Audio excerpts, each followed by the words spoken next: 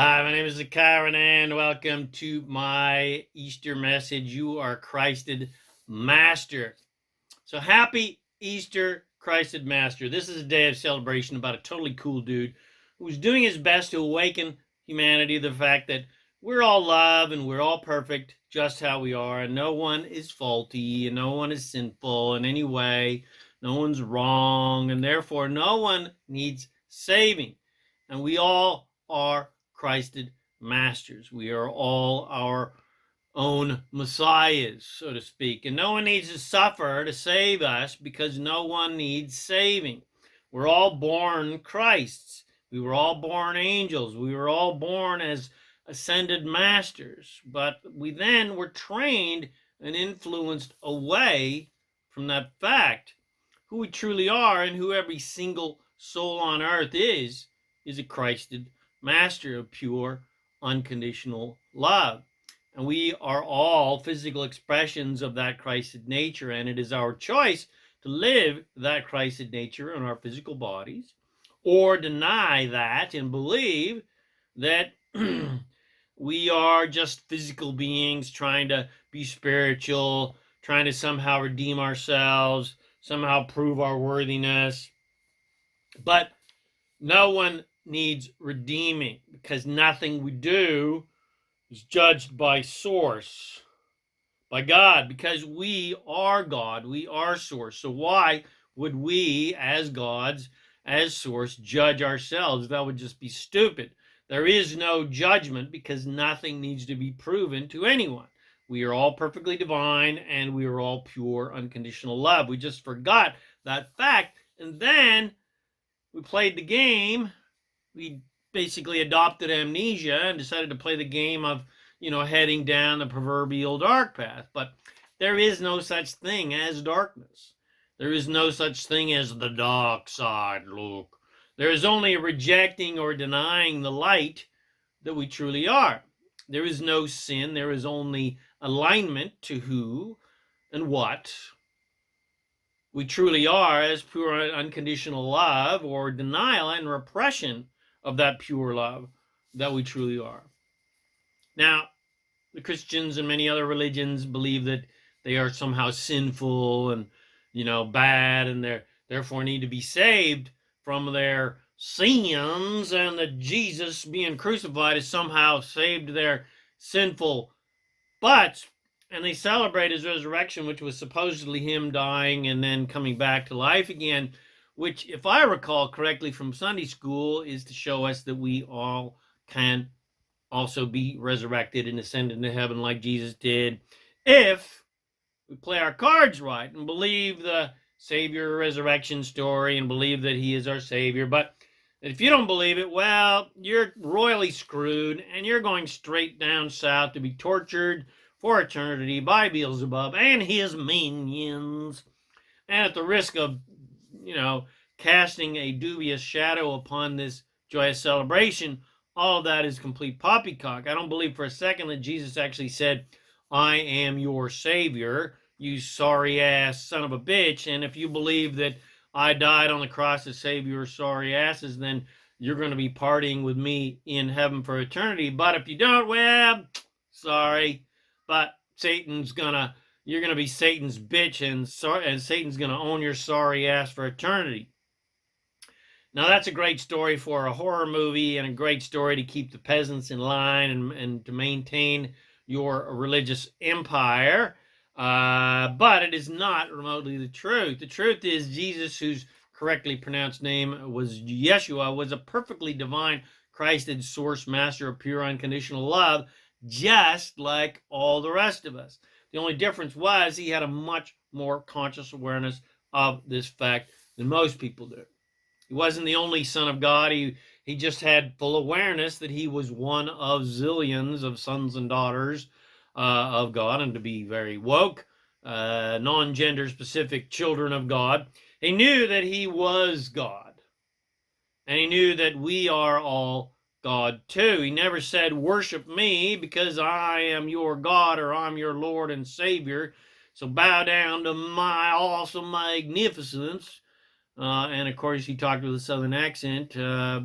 Actually, he probably would have said, I am your Lord and Savior, and so bow down to me. So that's an Indian accent, not an Arabian accent. Anyway, I'll work on that. No, he said, you are all gods, and you are all awesome and magnificent, so bow down to yourselves and each other. So, if he didn't say exactly that, well, that certainly would have been the gist of his message anyway. And Yeshua sits at the right hand of God along with all the rest of us. And it's one big party. There's no solemn, serious feelings of life and death and doom and gloom and judgment and condemnation and sadness in the realm of spirit. There's only joy and love. There's no white-bearded, cranky, geezer, angry kind of God anywhere in creation, only in religious books and religious minds and religious movies. There's only a God which is all that is, which is all creation, which is all of us, which is everything, because how can anything be separate from God? That's just not possible. If anything or anyone was separate from God, well, then that would mean that some people or things were somehow created by some sort of anti-God. But then who created this supposed anti-God? Assuming that, Satan exists, as the Christian horror stories profess, then who created this poor bastard? And if he's so fucking clever and smart and aware and of God and the divine as humans portray him, then, well, why doesn't he just do whatever, God recommends, and then he'll just get into heaven and be happy like the rest of us? Well, it's because there's no such thing as hell. Hell doesn't exist unless you decide to create it for yourself, because you are God and you can create anything you desire. And of course, it's the classic line of, I'd rather rule in hell than to be a serve in heaven or be a slave in heaven. So if hell and sin actually exist, it's only because us gods are choosing to play with those creations. It's everyone's choice as creators to believe that they are perfectly, joyfully loving and divine, or to believe that they are sinful wretches who deserve nothing less than to have Satan jam a pineapple up their asses for eternity. Thanks to the totally hilarious Adam Sandler in the classic movie Little Nicky for that hilarious image. So, enough banging on about the lunacy that religions have thought up, which is an entire novel in and of itself. But just suffice it to say that all the religions have all got it wrong, basically. I mean, they got it right for themselves, because it doesn't matter. You can create whatever you want here. And there's many pathways to the top of the mountain. But essentially, from a divine perspective, they just totally fucked up, because nothing serious is going on down here, and spirituality is not remotely complicated. And simply put, we're all perfect and divine just how we are, and no one has ever done anything wrong, and no one is bad or wrong or evil in any way, no matter what they believe or have done. Even the worst of the worst killers and murderers and rapists and terrorists and tyrants all got in through the pearly gates. And Satan is a really lonely bastard because no one is down there with him. And his name is always on the guest list anytime he wants in. Just like the rest of us.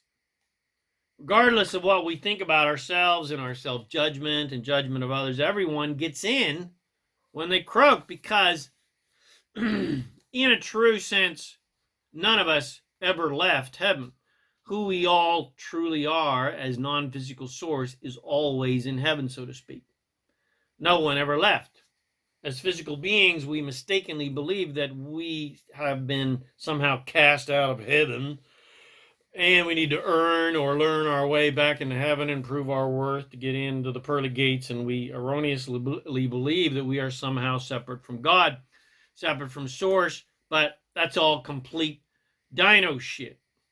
But it's fun to play that game of contrast, because contrast inspires desire, and desire inspires creation and expansion, and that's how the universe expands. And if it wasn't for expansion and contrast to create that expansion, we wouldn't have infinity. And the extremely contrasting story of Jesus being killed by the evil Romans and condemned by the ignorant, fearful locals, and all that tragedy of killing one of the greatest masters ever to grace this earth, well, ultimately shows us that none of this is any big deal. There's nothing serious going on down here because everyone is instantly resurrected, so to speak, when they croak. Everyone ascends to heaven and no one goes to hell because they were already there, so to speak. But hell on earth is completely optional. You can create whatever you want. Anyone can choose to create heaven on earth in their life, and all that you need to do to create that is to remember that you are perfect and divine, and remember that you are pure love, and remember that you are God's source, and that you are creation itself, and that there's nothing wrong with you, and you can't do anything wrong, and you never get anything done because you are an immortal, infinite creator. And remember that there's no such thing as sin, and you're not separate from God's source. And remember that you are God's source, and you are one with everything as God is. And you don't need to prove your worth to anyone. You are the Christ. You are your own Savior. You are your own Redeemer, and nothing needs redeeming. Nothing and no one needs saving. God doesn't need saving or need to be redeemed, and that's you. You are God. You are the Christed Master. You are source. You are joy. You are pure unconditional love. So, go ye Christed Source Master that you truly are. Go out into the world and shine your light and preach the good word, not with words, but with the example of your joyful, abundant life. Be the awesome divine master of infinite creation that you truly are by creating an absolutely amazing, joyful, loving, prosperous, fun life for yourself. And then others will be hopefully influenced by your life and your joy and your love to believe that they can possibly create the same joy, love, abundance, and well-being that you have in your life. And they can create it in their lives. And some people, hey, well, they're not gonna like you're having such an easy, joyful, fun time and abundance in your life because they believe that life is supposed to be hard and supposed to be a struggle and full of sacrifice to prove your worthiness. But what other people think about you and believe is none of your business, and so you'll just joyfully and playfully skip down the yellow brick road with diamonds on the soles of your shoes, and you'll leave those people far in your dust to wallow in their misery. But here's a recommendation. Just don't go back and try to save their sorry asses, otherwise they'll try to crucify you. Instead, just keep the door open of the Emerald City with their name always on the guest list, and when they're ready, they'll come to you. You know, you can send them an invitation now and again. But again, when they're ready, they'll come to you, and you'll say, you know, hey, it's great to see you. You're not going to say, where the hell you been? What have you been doing? Fuckwit. You know, you're not going to say that. You're not going to judge them. You're just going to say, hey, it's great to see you. Come on in. You're always welcome. And then you're going to sing, let's get this party started. Let's get this party started. All right. So I hope you enjoyed my Easter message. You are Christed Master. If you did, and I know you did, because it was freaking amazing, bless your friends with these amazing teachings. Come visit me at ZaKaiRan.com for more self-empowering goodies to help you become a conscious, deliberate creator of reality. Subscribe to my YouTube channel so you get notifications of new videos. My name is ZaKaiRan, and I help success-minded people create the happy, abundant lifestyle you love. Thanks again for watching my video or listening to this podcast, and I wish you immense joy and abundance on your magnificent journey of divine creation. And I wish you an immense, awesome, fun, happy Easter. And remember to make life a holiday.